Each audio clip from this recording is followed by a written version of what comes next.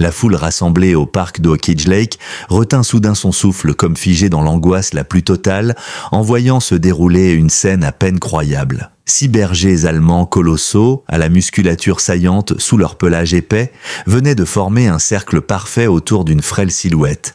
Une fillette, qui ne devait pas avoir plus de 7 ans, se tenait immobile près du bord de l'eau. Sa petite silhouette, déjà menue, paraissait encore plus insignifiante face à la carrure impressionnante des chiens, dont la puissance brute la dominait de toute leur hauteur. Son visage restait de marbre, plus pâle encore que la première lumière glacée du matin, ses yeux fixés sur un point au milieu de l'eau agitée. Tout autour, la foule massée sur l'herbe ne distinguait pas encore ce qui attirait autant son regard. « Que quelqu'un arrête ces chiens !» s'écria une femme affolée, tout en essayant de composer un numéro d'urgence sur son téléphone. « Ils vont la mettre en pièces !»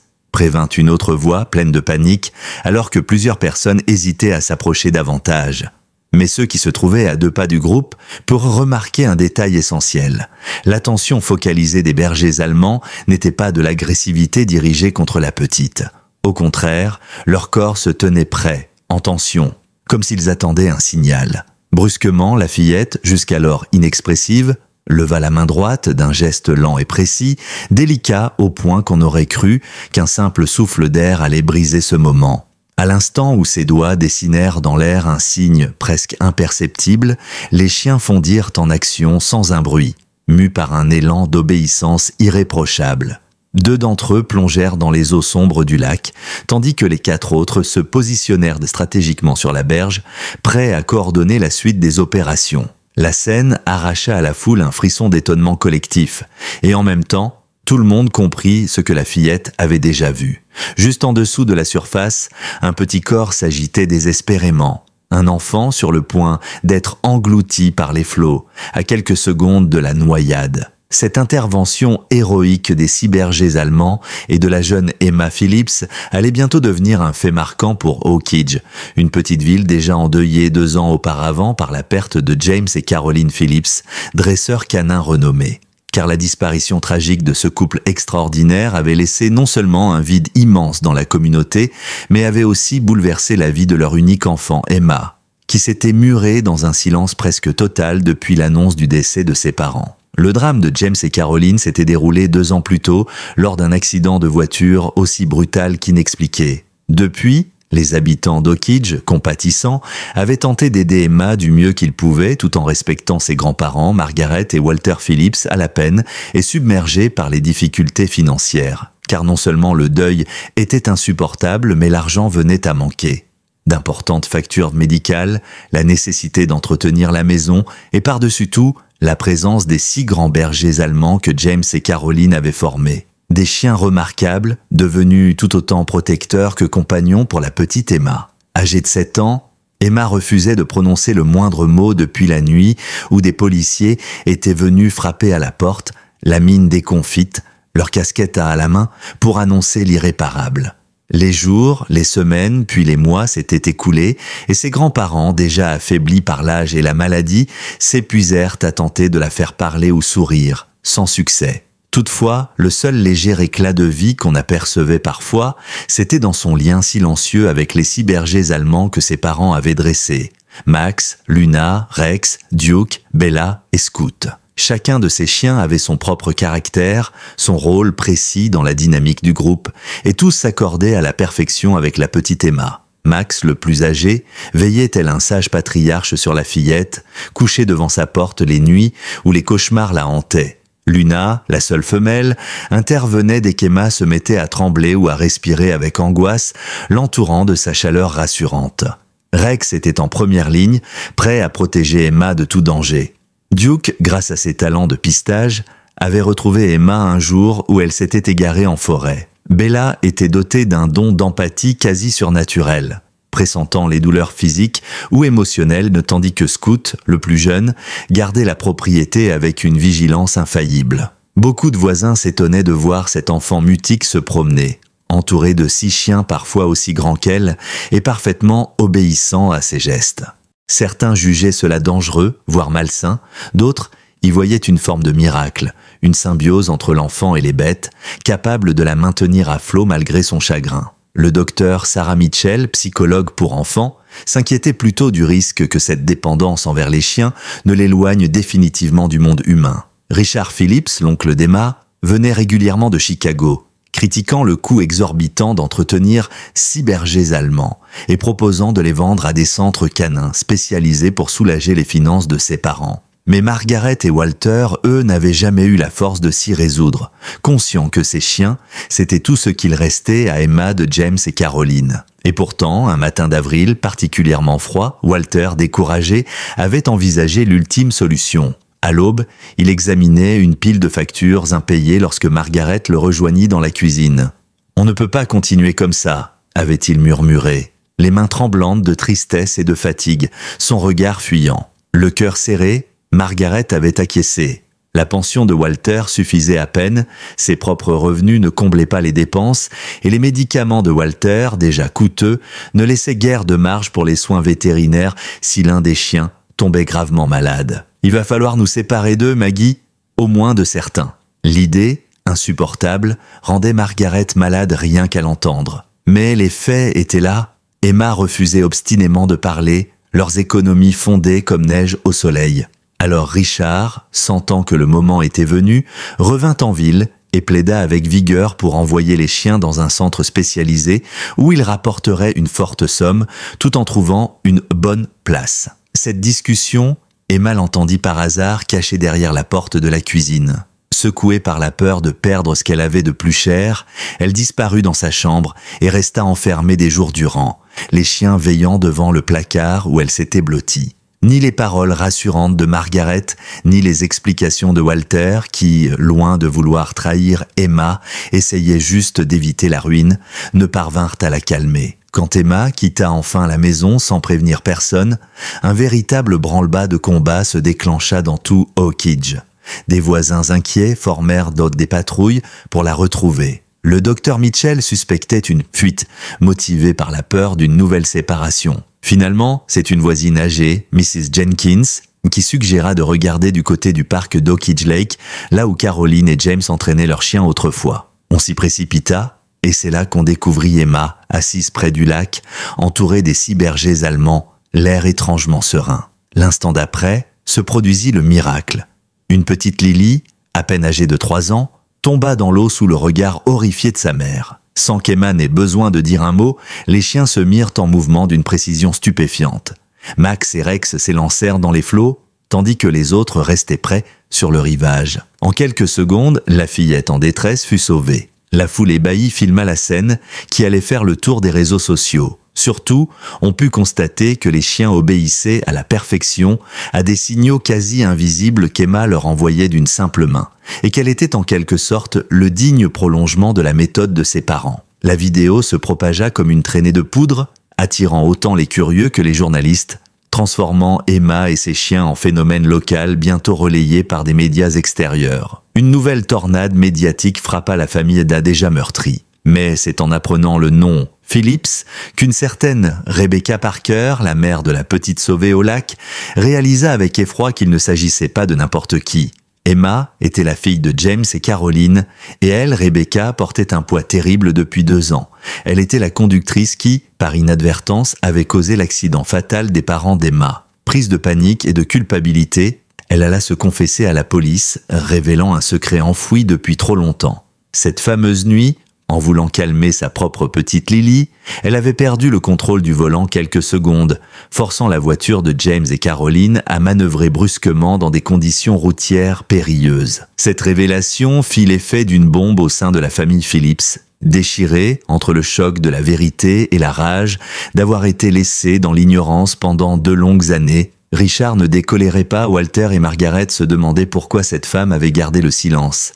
Et Emma, elle, se referma de nouveau sur elle-même, assommée par cette histoire qui dépassait déjà tout ce qu'elle pouvait supporter. C'est alors que naquit l'idée d'un grand événement, un concours caritatif et une démonstration des chiens, capable de lever des fonds pour la famille, mais aussi de témoigner publiquement de cette fameuse méthode. L'initiative fut lancée par la communauté locale, heureuse de soutenir Emma, la considérant désormais comme l'enfant héroïne d'Oak.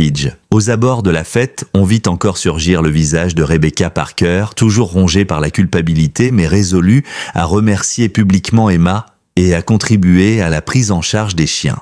On la vit tenir la petite Lily dans ses bras, la fillette portant un regard émerveillé sur les bergers allemands, plus fascinés que jamais. Malheureusement, à la veille de l'événement, Max connut une rechute. L'urgence fut telle qu'Emma insista pour l'emmener au centre spécialisé sans attendre. Sur place, grâce à la méthode de Caroline couplée aux connaissances modernes, le chien âgé put être stabilisé une nouvelle fois, au prix d'intenses efforts de l'équipe vétérinaire. Cette bataille de chaque instant pour la survie du vieux berger allemand resserra encore plus les liens unissant Emma à ses chiens, lui rappelant combien ce qu'elle avait partagé avec ses parents était vivant dans chacun de ses animaux. Dans une atmosphère chargée d'émotions, la fillette décida de s'ouvrir davantage. Pour la première fois depuis la tragédie, elle commença à raconter à haute voix par petits morceaux ce qui s'était passé la nuit de l'accident. Elle expliqua avoir téléphoné à son père depuis sa chambre, angoissée par un mauvais rêve, ignorant que son père était sur la route. Elle avait alors entendu du bruit, puis le silence.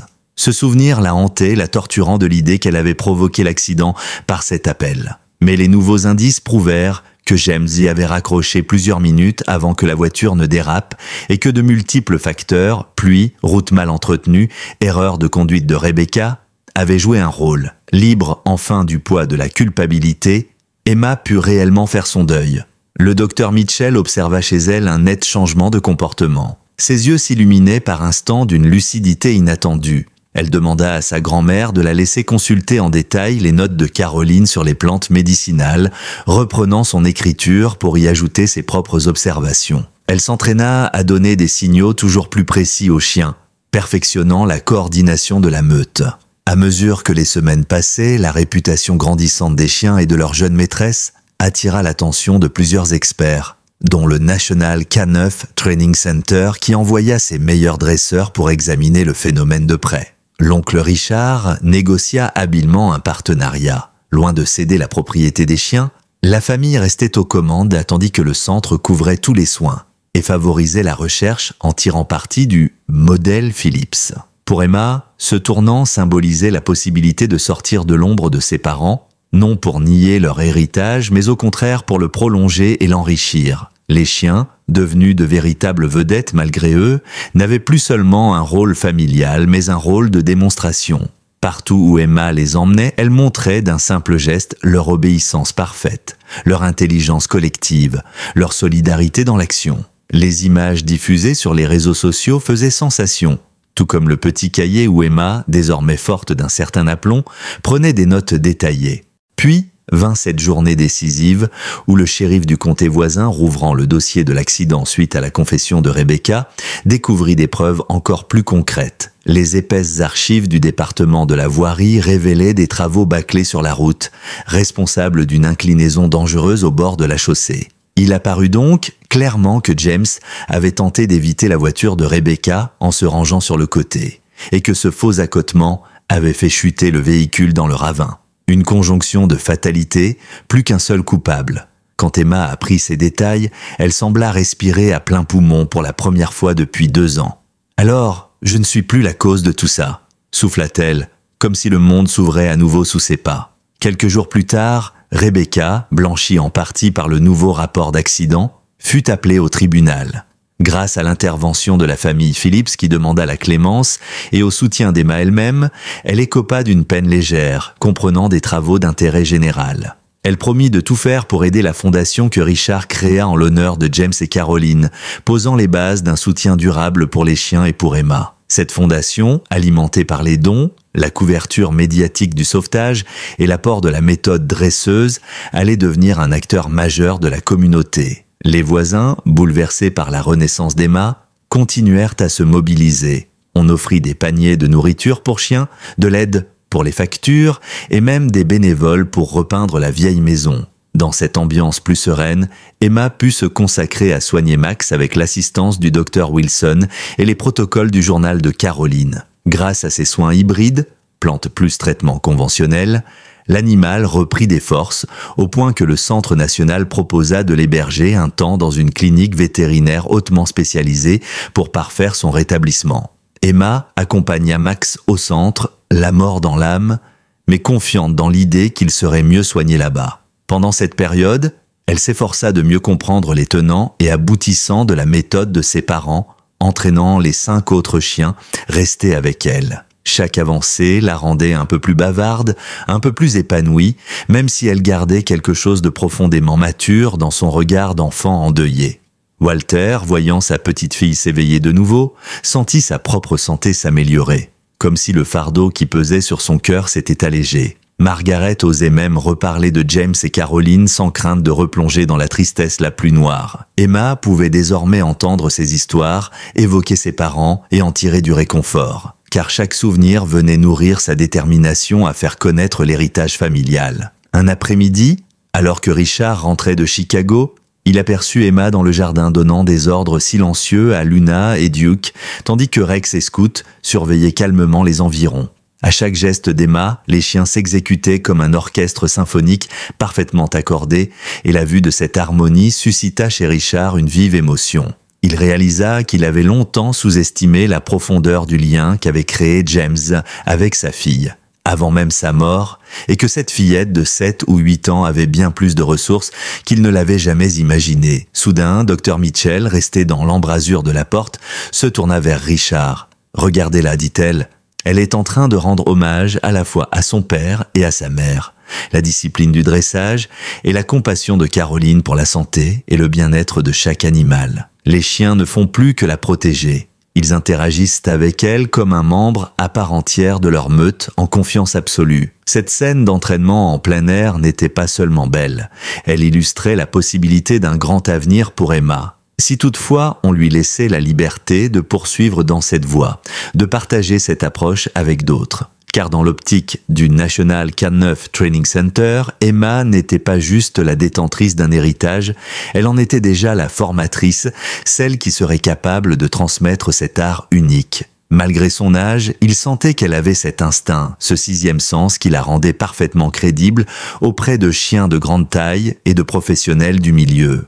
Richard, ému, salua la fillette. « Emma, c'était magnifique. Tu coordonnes déjà 2 chiens comme si tu avais fait ça toute ta vie. » Elle haussa les épaules avec modestie, un sourire timide flottant sur ses lèvres. « C'est eux qui sont incroyables, » répliqua-t-elle. « Ils comprennent tout avant même que je fasse le geste. » Et cette simple phrase, sortie de la bouche d'Emma, valut plus que toutes les interviews que les médias auraient pu lui arracher. Mais l'histoire se poursuivait. Max était toujours hospitalisé au centre vétérinaire. Rebecca, désormais confiante, cherchait à faire amende honorable et la possibilité de publier une partie des travaux de Caroline pour en faire profiter d'autres vétérinaires commençait à être abordée. Emma, de son côté, nourrissait l'espoir de faire revenir Max à la maison, bien que tout le monde lui conseillât la prudence. « Laisse-lui le temps de se rétablir, ma chérie », répétait Margaret. La suite des événements se passa comme dans un rêve. Max finit par être assez stable pour retourner chez lui. Le jour de son retour, Emma l'attendait sur le perron avec Luna et Rex, l'air rempli d'un mélange de joie et d'angoisse. Lorsque le vieux berger allemand franchit enfin le portail, la fillette se jeta à son cou, le caressant de ses mains petites et délicates, comme pour s'assurer qu'il était vrai, qu'il était bien vivant. Les autres chiens entourèrent Max, le saluant par de légers coups de museau respectueux du doyen de la meute. On eût dit une cérémonie de retrouvailles sous le regard bouleversé de Margaret et Walter. De l'avis des professionnels, Max demeurait convalescent, mais la force de vivre qu'il démontra dès qu'il revit Emma parut accélérer son rétablissement. Dr Wilson, impressionné, consentit à l'idée que ces chiens ont un lien émotionnel avec Emma qui dépasse la simple obéissance. C'est un soutien psychique mutuel, presque thérapeutique. Elle encouragea la fillette à continuer d'exercer Max avec douceur, tout en prenant soin de son cœur fragile. Au fur et à mesure que la santé de Max s'améliorait, Emma grandissait intérieurement. Chaque jour, elle parlait un peu plus, racontait à Luna et Rex ce qu'elle ressentait, ou lisait à haute voix les notes de Caroline. Les cauchemars reculaient et le sourire refaisait surface sur son visage. À la fin de l'été, la métamorphose était flagrante. La petite fille brisée et muette s'effaçait, laissant place à une jeune dresseuse passionnée, prête à assumer l'héritage de ses parents. C'est dans cet élan que survint une dernière surprise. La visite d'une éditrice mandatée par un spécialiste en comportement canin qui avait eu vent des découvertes de Caroline et James, ainsi que de la spectaculaire démonstration au lac. Elle proposa de rédiger un livre sur leur méthode en s'appuyant sur les cahiers de Caroline et le témoignage d'Emma. D'abord, la famille hésita par crainte de retomber dans la médiatisation intrusive. Mais la proposition était honnête. Il s'agirait d'un manuel pédagogique pour former des chiens de sauvetage et d'assistance, mettant en valeur des techniques jusqu'ici méconnues ou sous-estimées. Emma, en découvrant la démarche, affirma calmement qu'elle souhaitait participer. Maman et papa auraient voulu que ce soit partagé. C'est pour aider d'autres chiens et d'autres enfants, dit-elle. Et je crois que ça m'aiderait aussi à me souvenir d'eux comme de gens qui voulaient faire le bien et pas seulement comme un accident. Ainsi, le cercle était bouclé. La fillette de 7 ans, autrefois prisonnière d'un silence insondable, réapprenait la parole et la transmission, guidée par 6 bergers allemands qu'elle considérait comme ses protecteurs, mais aussi comme ses alliés dans cette nouvelle aventure. Les reporters à sensation s'en étaient allés, la rancune avait laissé place à un certain pardon dans le cœur de la famille. Et Rebecca Parker, ayant purgé la partie la plus difficile de sa peine, aidait désormais la Fondation Philips en témoignant de son histoire pour encourager la prudence au volant. Un beau soir d'automne, alors que le jardin de la maison Philips respirait le calme et que les étoiles commençaient à scintiller, Emma s'assit sur les marches du perron. Max, Luna, Rex, Duke, Bella et Scoot vinrent se blottir près d'elle, chacun prenant sa place, avec cette douceur habituelle qu'ils avaient depuis toujours. La fillette ouvrit le journal de sa mère, parcourant les pages, et murmura « Je sais que vous auriez voulu voir ça, maman, papa.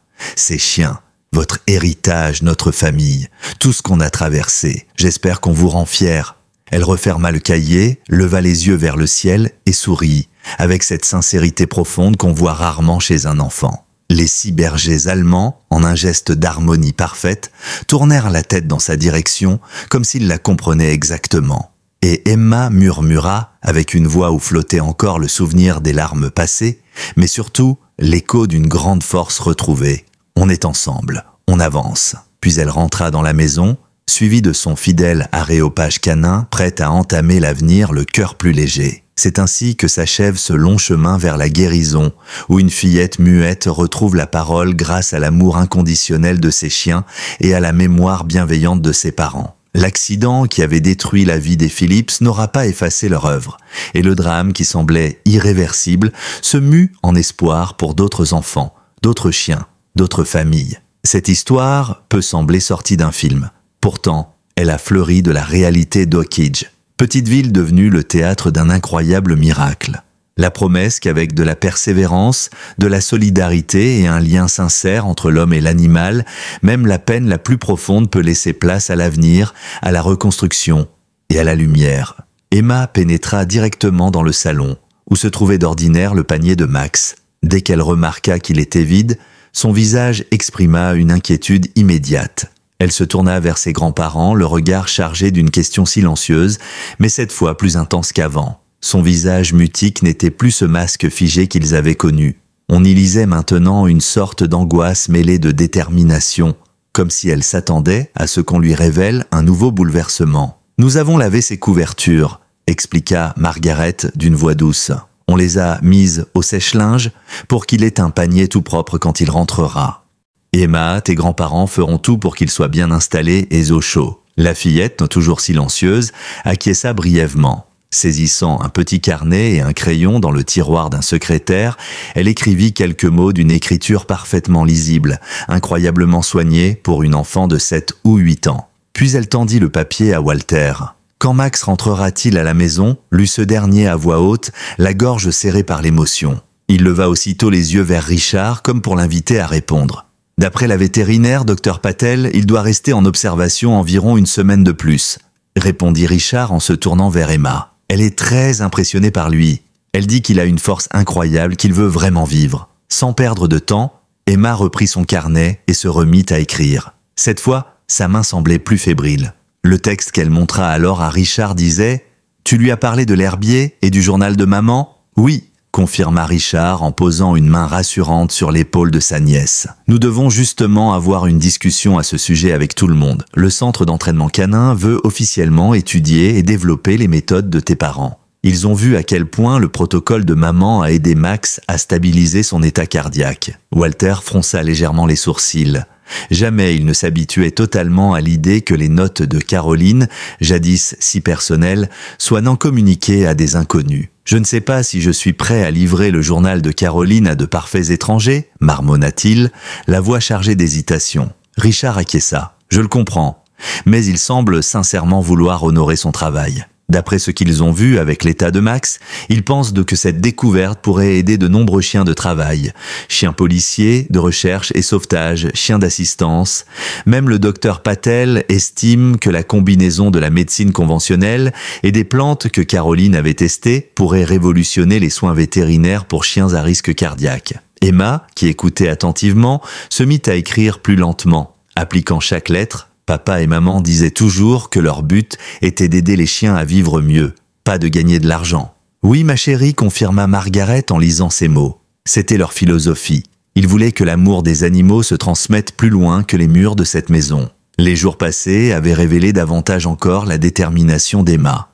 Depuis que Max avait frôlé la mort, la fillette ne cessait de s'impliquer. Son deuil, toujours douloureux, se transformait peu à peu en un élan de volonté pour prolonger l'héritage de ses parents, même si la fillette commençait à peine à prononcer quelques mots de vive voix. Le docteur Mitchell, la psychologue, avait d'ailleurs expliqué aux grands-parents que parler n'était pas la seule forme de communication possible, surtout chez des enfants fragilisés par un trauma. Le fait qu'Emma écrive et signe ainsi des ordres silencieux à ses chiens montrait déjà une ouverture. Au fil des semaines, de plus en plus de mots s'échappaient de sa bouche dans un murmure doux et hésitant et pourtant prometteur. Richard, observant Emma, posa un regard mêlé d'émotion et de fierté. « Puisque tout le monde est là, je propose qu'on aborde ce partenariat en détail. J'ai reçu des documents officiels du National K9 Training Center.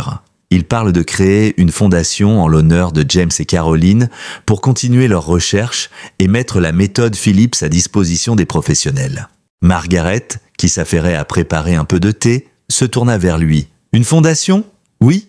Emma en serait la principale bénéficiaire, bien sûr. Et il y aurait des redevances pour l'usage de la méthode et des découvertes sur les plantes médicinales de Caroline. » Emma, lisant ses propos, écrivit encore « Je veux que Max soit sauvé. Je ne veux plus jamais qu'on abandonne mes chiens. » Walter posa doucement la main sur celle de sa petite fille. « Emma, nous ne les abandonnerons pas. Ils font partie de notre famille. Et si ce partenariat nous permet de payer tous leurs frais, on est sauvés financièrement. » La fillette releva la tête comme soulagée, mais on voyait à quel point elle était encore inquiète pour Max, resté au centre vétérinaire à des kilomètres de là. Elle tenait à le revoir dès que possible et attendait presque impatiemment le feu vert de la vétérinaire. C'est alors que la sonnerie du téléphone résonna dans la maison, brisant le silence relatif de la discussion. Walter s'empressa de décrocher, craignant une mauvaise nouvelle. Mais à l'autre bout du fil, la voix de Dr Patel le rassura. L'état de Max continuait de s'améliorer et elle souhaitait faire quelques examens complémentaires pour valider la possibilité d'un retour proche à la maison. Un sourire illumina instantanément le visage de Walter qui en fit part à sa femme et à Emma. « Il est stable, dit-il ému. Très fatigué, mais sa respiration et son rythme cardiaque se régulent. » D'un même élan, la fillette ferma les yeux, comme pour retenir des larmes de joie. C'était tout ce qu'elle souhaitait, revoir Max vivant et à ses côtés. Les jours qui suivirent marquèrent une véritable effervescence dans la maison des Phillips. Outre les préparatifs pour accueillir Max dans de bonnes conditions, il fallait aussi gérer un flot constant de sollicitations. Les médias, alertés par la confession publique de Rebecca Parker et la révélation sur la route mal entretenue, revenaient à la charge. Pourtant, cette fois, la famille ne céda pas à la pression. Richard filtra les demandes, renvoyant tout journaliste curieux vers un communiqué succinct, sans accorder la moindre interview. Le plus important pour eux n'était plus la tempête médiatique, c'était de soutenir Emma dans son deuil et de veiller à la bonne santé de leur chien.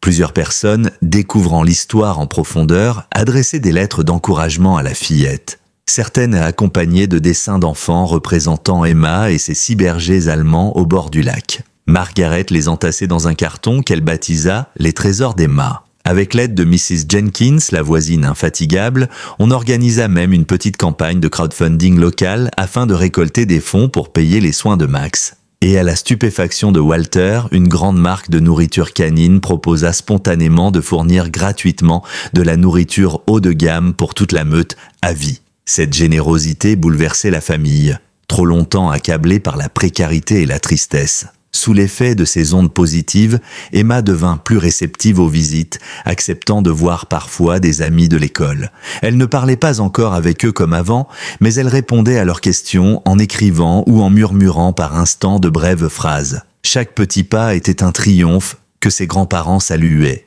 tout en respectant le rythme de la fillette. Et puis, il y avait la suite à donner à la proposition du National K9 Training Center. Richard consacrait une bonne partie de son temps à étudier les documents et à échanger avec les représentants du centre. Au fil des conversations, l'idée d'une Phillips K9 Training Foundation prit forme. La famille conserverait la propriété intellectuelle de la méthode ainsi que la propriété effective des chiens. Le centre, lui, fournirait un financement solide, un accompagnement technique et un accès à leur réseau de vétérinaires et de dresseurs. Le but était de créer un ensemble de protocoles standardisés inspiré du travail de James et Caroline, pour améliorer la formation des chiens de police, de secours, d'assistance pour personnes handicapées et même de chiens thérapeutes. De plus, Caroline ayant laissé ce journal détaillant la manière de mixer plantes et traitements médicaux, le centre se disait prêt à salarier un expert en botanique pour enquêter sur l'ensemble de ses découvertes. Je ne savais pas que Caroline avait consigné autant de choses, soupira Margaret un soir, alors qu'elle passait en revue les cahiers de sa belle-fille. Elle semble avoir rédigé un véritable grimoire de soins naturels. C'était une passion chez elle, se rappela Walter, mélancolique. Elle disait toujours « Les chiens savent trouver ce qui leur fait du bien dans la nature. À nous de comprendre ce qu'ils cherchent et pourquoi. » Sans qu'ils s'y attendent, Emma, qui écoutait, murmura d'une voix ténue. Maman me montrait les plantes. Elle disait « Emma, un jour, ce sera toi qui prendras soin d'eux. » Walter et Margaret la regardèrent, bouleversés. C'était l'une des phrases les plus longues qu'ils entendaient de la bouche de leur petite fille depuis la tragédie. L'enfant, les yeux embués de larmes, se réfugia contre Bella, la chienne la plus sensible, qui posa aussitôt sa tête sur les genoux d'Emma pour la réconforter. Lorsque, quelques jours plus tard, Richard ramena enfin Emma et Luna, qui insistaient toujours pour rester auprès d'elle, au centre vétérinaire, l'excitation était à son comble. D'après Dr Patel, Max pourrait peut-être rentrer définitivement à la maison, à condition de suivre un traitement de fond. Emma jubilait presque, même si elle gardait une attitude calme. Dès qu'ils franchirent la porte, le personnel les accueillit chaleureusement. Le centre vibrait d'une ambiance studieuse et respectueuse. On savait déjà qu'un accord de partenariat était en discussion avec la famille Phillips, et beaucoup de dresseurs et de vétérinaires étaient curieux de voir cette fillette qui communiquait par gestes subtils avec ses chiens. « Salut Emma », lança Dr Patel, un large sourire aux lèvres. « Max a bien réagi à son nouveau protocole. Viens, il t'attend dans cette pièce de repos. » Emma ne se fit pas prier. Elle fonça presque vers la porte indiquée, Luna sur ses talons, tandis que Richard et la vétérinaire suivaient à distance. Arrivée dans la pièce, Emma découvrit Max couché sur un grand coussin, l'air encore un peu amaigri, mais les yeux pleins de lucidité. À la vue de la fillette, sa queue s'agita en un mouvement de joie retenu. « Max !» murmura Emma, s'accroupissant tout près de lui pour poser une main légère sur son pelage. On aurait dit qu'elle craignait de le blesser tant il avait l'air fragile. Le vieux berger allemand leva la truffe vers elle et mit un petit gémissement affectueux, comme pour lui dire « Je suis si content de te revoir ». Luna s'approche à son tour, reniflant Max pour vérifier son état, puis s'assit tout près, dans une posture protectrice. « Il est ravi de vous voir », constata Dr Patel. « Il va vous falloir continuer les soins à domicile, Emma. Peux-tu me dire ce que vous aviez l'habitude de faire ?» La fillette, ne se détachant pas du regard de son chien, commença à expliquer, par bribes de phrases ponctuées de gestes, comment elle préparait l'infusion de plantes. Elle décrivit la dernière recette notée par sa mère pour réguler le rythme cardiaque, y ajoutant quelques remarques qu'elle avait elle-même observées. Elle écrit déjà ses propres annotations, confia Richard, observant Emma d'un air admiratif. Elle modifie parfois les dosages selon la réaction de Max. Dr Patel hocha la tête, réellement impressionné. Il faudrait sans doute un suivi régulier pour adapter tout cela. Avec la fondation en cours de création, on pourra officialiser un programme de recherche. Caroline a laissé un héritage très précieux et Emma semble posséder son talent inné pour soigner. La fillette, entendant cette remarque, se contenta de caresser la tête de Max, plongeant son regard dans celui du chien, comme s'il se comprenait au-delà des mots. Elle répondit néanmoins d'une voix faible. « Maman disait que Max était le plus sage, qu'il saurait me guider. Ils passèrent la matinée à discuter des modalités de retour de Max, à apprendre comment surveiller son rythme cardiaque, quand lui donner ses compléments, comment réagir au moindre signe de détresse. Emma prenait des notes, soigneusement ponctuant le tout de hochements de tête silencieux. Il fut convenu que Max pourrait rentrer le lendemain après un dernier examen final. « C'est un miracle », fit Richard en repartant. Il y a quelques semaines, on craignait de le perdre. Et maintenant, il va revenir à la maison. Emma, dans la voiture, conservait une expression grave mais teintée de bonheur. Elle se tourna vers Luna et murmura « On va dire aux autres qu'il revient. Bella, Rex, Duke, Scoot, tout le monde sera si content. » Luna aboya doucement, comme pour acquiescer. Cette connivence entre la fillette et sa chienne était toujours aussi saisissante, même pour ceux qui y étaient habitués. À peine la voiture garée devant la maison, Walter et Margaret étaient déjà sur le seuil pour accueillir Emma et Richard. Les 4 chiens présents se mirent à agiter leur queue, curieux de voir si Max ressortirait du véhicule. Bien sûr, sa niche était encore vide. « Alors ?» demanda Margaret d'une voix fébrile. « Comment va-t-il » Emma s'exprima spontanément. « Il revient demain, vraiment. Dr Patel a dit qu'il fallait juste un dernier test pour s'assurer qu'il respire bien au repos. » Elle avait prononcé ces mots en articulant lentement mais clairement, de sorte que chacun les entende. Walter en eut le souffle coupé. C'était si rare et si précieux d'entendre la fillette parler avec cette aisance nouvelle. Ses yeux s'embuèrent, tandis qu'il laissait éclater sa joie. « Oh Emma, c'est formidable. Et toi, comment te sens-tu, ma chérie ?» Elle sourit, posa un regard tendre sur son grand-père. « Je vais mieux, grand-pa. Surtout quand Max sera là. » Le soir venu, alors que tout le monde s'apprêtait à dîner, la sonnerie retentit. Sur le perron, une silhouette attendait, timide, une petite fille aux cheveux sombres tenant la main d'une femme. C'était Lily, la petite sauvée au lac, et sa mère, Rebecca Parker. À la vue d'Emma, Lily esquissa un timide sourire et leva la main pour la saluer. « Bonsoir », murmura Rebecca, la voix serrée. « Je voulais juste voir si c'était le bon moment pour rendre visite. » Lily demandait depuis longtemps si elle pouvait venir dire bonjour à Emma et aux chiens. Margaret hésita un instant, jetant un coup d'œil à Emma. Cette dernière s'était approchée, entourée de ses chiens. Les souvenirs de l'accident, de la révélation de la culpabilité de Rebecca, tout cela pouvait raviver la douleur. Mais les mois passés avaient conduit à un certain pardon, et surtout, Emma, désormais, semblait plus solide émotionnellement. La fillette hocha lentement la tête et fit un geste de la main pour inviter Lily à avancer. La petite brune, intriguée, fit un pas en avant. Aussitôt, Rex et Duke tendirent le museau pour la renifler, déclenchant chez elle un léger rire. « Ils ne vont pas me manger ?» demanda Lily, la voix tremblotante, un peu inquiète. Emma répondit d'une voix douce « Non, ils sont gentils, ils sont là pour protéger. » Pour la première fois, Lily entendit cette voix qui, il y a quelques mois, semblait s'être éteinte à jamais. Rebecca, pétrifiée, fixa Emma, consciente à quel point ce progrès était important. Walter invita alors les 2 visiteuses à entrer. Malgré la gêne, on les installa au salon où les chiens se dispersèrent dans leurs postures habituelles, de sorte à entourer Emma et Lily, tout en gardant une certaine distance pour ne pas les effrayer. « Comment va Max ?» finit par demander Rebecca d'une voix ténue. « Mieux » répondit Emma succinctement. « Il rentre bientôt. » Un silence planait. Personne n'osait aborder de front le sujet de l'accident. C'est Lily elle-même qui, du haut de ses 4 ans, ramena la conversation vers l'essentiel. « Tu m'as sauvé, toi et tes chiens. Maman m'a dit que tu étais une héroïne. » L'enfant prononça ces mots avec un mélange de gratitude et d'admiration naïve. Emma hocha la tête, presque gênée. « Ils m'ont sauvé aussi, tu sais » répondit-elle dans un murmure en regardant les chiens. « Je ne parle pas beaucoup, mais ils me comprennent. » Rebecca, sentant son cœur se serrer, intervint. « Lily a appris à dire merci, Emma, et moi, je n'arriverai jamais à exprimer à quel point je suis désolée pour tout ce qui est arrivé. » Margaret, jusqu'ici silencieuse, posa une main légère sur le bras de Rebecca. « Nous savons maintenant qu'il y avait plusieurs causes à cet accident. Vous avez commis une erreur, vous auriez dû vous arrêter, appeler les secours, mais le plus important est qu'Emma a pu commencer à guérir et que vous vous rachetez chaque jour. » Rebecca, les larmes aux yeux, acquiesça. Elle se souvenait trop bien du mensonge qu'elle s'était imposé pendant 2 ans, prétendant ne pas être impliquée. Puis de l'électrochoc subi en voyant la vidéo du sauvetage de Lily, réalisée par la fillette orpheline qu'elle avait involontairement privée de ses parents. Aujourd'hui, elle se dévouait à la Fondation Philips,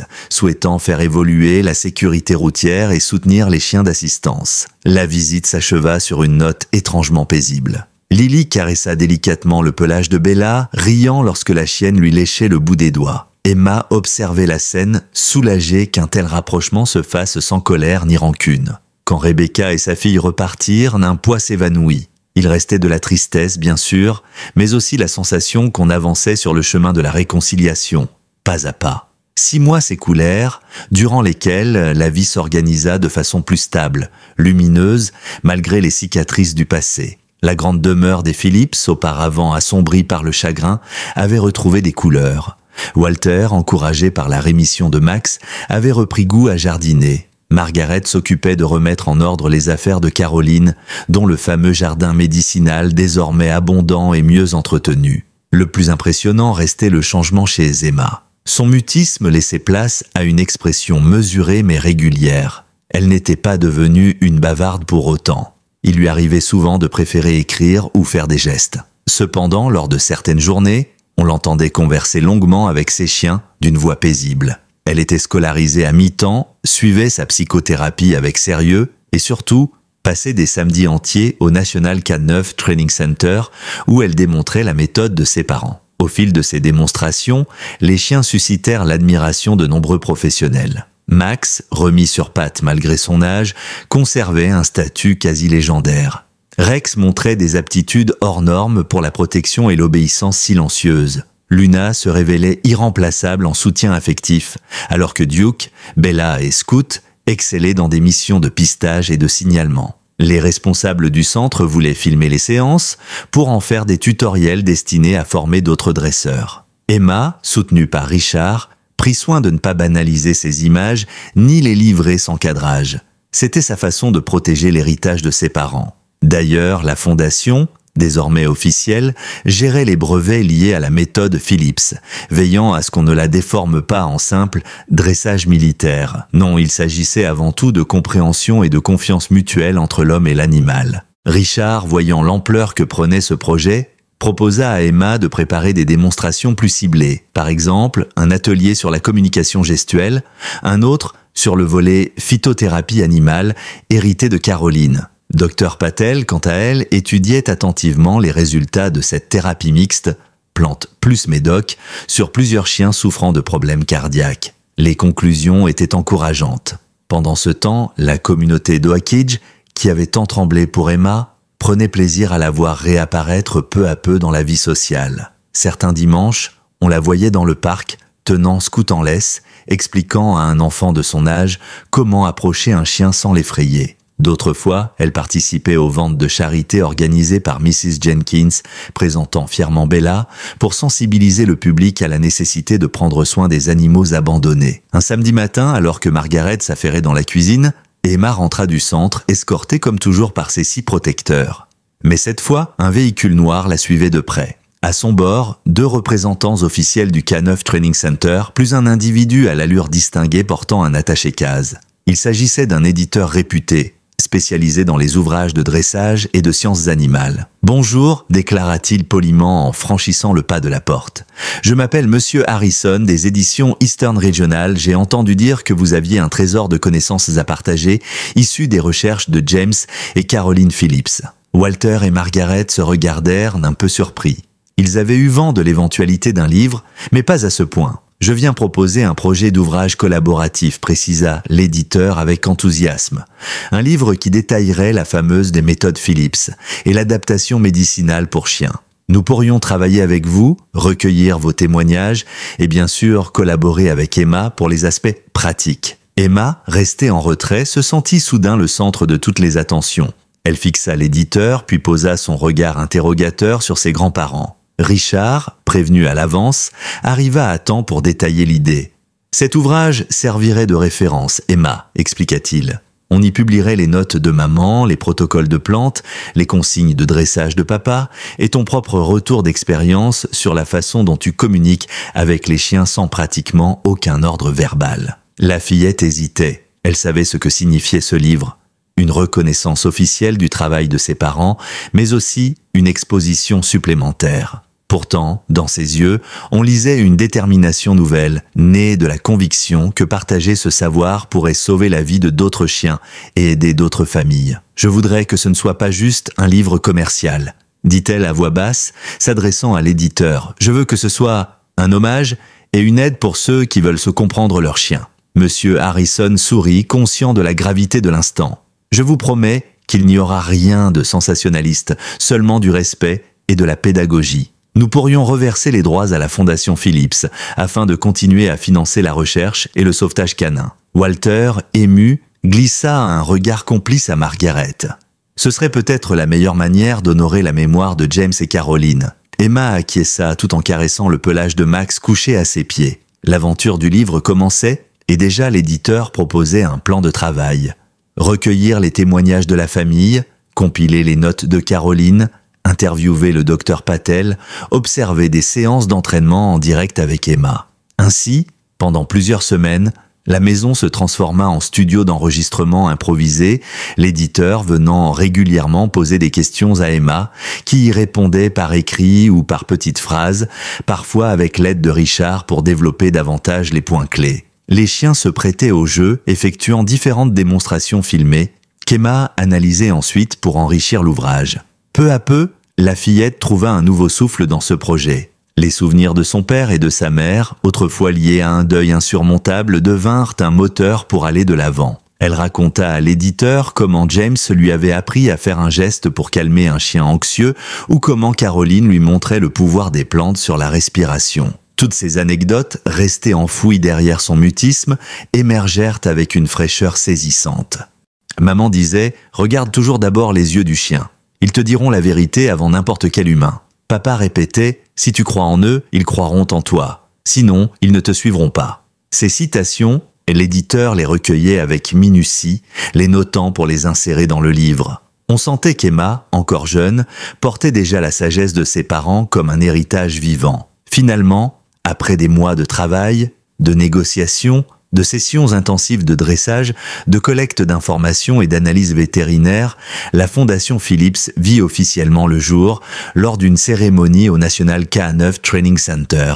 On avait convié la presse, cette fois de manière sélective, pour présenter le programme K9 Phillips Protocol et annoncer la sortie prochaine d'un livre dédié. Emma, en robe simple, se tenait aux côtés de ses grands-parents. À leurs pieds, les 6 bergers allemands attendaient en parfait silence, disciplinés et attentifs. Max, toujours un peu ralenti par l'âge, arborait un harnais neuf, orné du logo de la fondation. Les vétérinaires, Dr Patel en tête, expliquaient la découverte d'une approche mixte médecine-pulplante pour stabiliser des pathologies canines chroniques. Les dresseurs démontraient comment un seul geste d'Emma pouvait donner l'ordre à toute la meute de se positionner en cercle de protection ou de se regrouper en formation de recherche. La foule présente, professionnels, journalistes, bénévoles, donateurs, observait avec admiration la petite Emma qui avait repris le flambeau de ses parents. C'était un spectacle à la fois impressionnant et émouvant. On voyait cette enfant jadis silencieuse, désormais capable de donner des directives concises, d'expliquer la signification de chaque geste et même de répondre à quelques questions, bien que sa voix reste douce et mesurée. À un moment donné, le présentateur invita Emma à prendre la parole. Le silence tomba aussitôt, chaque personne comprenant combien c'était un geste fort pour elle de s'adresser au public sans passer par l'écriture. La fillette prit une longue inspiration, jeta un regard à Max, puis à Luna, et d'une voix encore légèrement tremblante s'exprima « Merci à tous d'être venus. Je ne suis pas très douée pour parler devant autant de gens, alors je vais faire court. Mes parents, James et Caroline Phillips, croyaient que les chiens sont des partenaires, pas des outils. Ils disaient que si on les écoute vraiment, ils peuvent nous surprendre, sauver des vies, guérir des cœurs et même nous apprendre qui nous sommes. » L'émotion gagna l'assistance. Certains essuyèrent discrètement une larme. Emma poursuivit, soutenue par le regard bienveillant de Rex, posté devant elle. « J'ai mis du temps à comprendre que leur accident n'était pas ma faute. J'ai cru qu'en parlant, je ferais revenir le passé. Mais j'ai compris que c'est en avançant qu'on honore leur mémoire. Aujourd'hui, j'espère qu'à travers la Fondation et ce livre, on pourra transmettre leur passion et montrer à quel point le lien entre un enfant et un chien peut tout changer. » Elle marqua une brève pause, regardant la meute qui se tenait sagement autour d'elle. Je sais qu'ils seraient fiers de voir tout ça. Merci de nous aider à faire vivre ce rêve. Un tonnerre d'applaudissements fusa, chargé d'émotion et de respect pour cet enfant qui venait de livrer l'essence de son histoire. Walter et Margaret se rapprochèrent pour l'embrasser, bouleversés. Les journalistes, d'abord prudents, se mirent à prendre des clichés, immortalisant Emma entourée de ses 6 bergers allemands. Après l'inauguration de la fondation, la vie ne redevint pas ordinaire au sens strict, car la famille Phillips restait désormais très sollicitée. Mais un rythme plus sain s'installa. Emma continuait sa scolarité, participait à la rédaction du livre, sous forme de témoignages et de schémas pour expliquer la gestuelle, et s'occupait toujours activement de ses chiens. Richard gérait l'aspect légal et financier de la fondation, tandis que Margaret et Walter, soulagés de ne plus craindre la faillite, vivaient plus paisiblement, savourant chaque instant où leur petite fille s'épanouissait. Max, plus que jamais, bénéficiait d'une vigilance constante.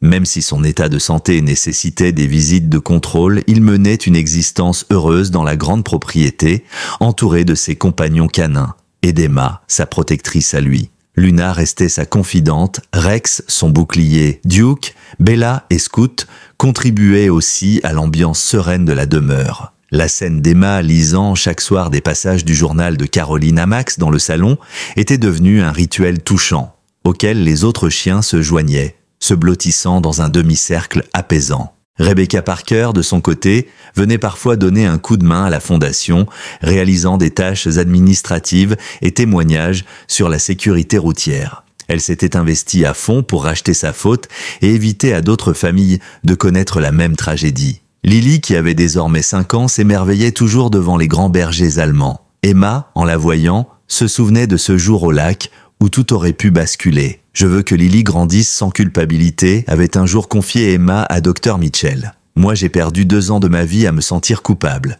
Je ne veux ça pour personne. » La psychologue l'avait félicitée, admirant sa maturité exceptionnelle. À chaque fin de semaine, Emma retournait au centre d'entraînement pour montrer de nouveaux exercices. Elle dirigeait parfois des chiens de police en stage, guidant les dresseurs adultes plus âgés qu'elle, ce qui aurait pu paraître insolite. Pourtant, tout se passait dans un respect mutuel, car les résultats étaient là.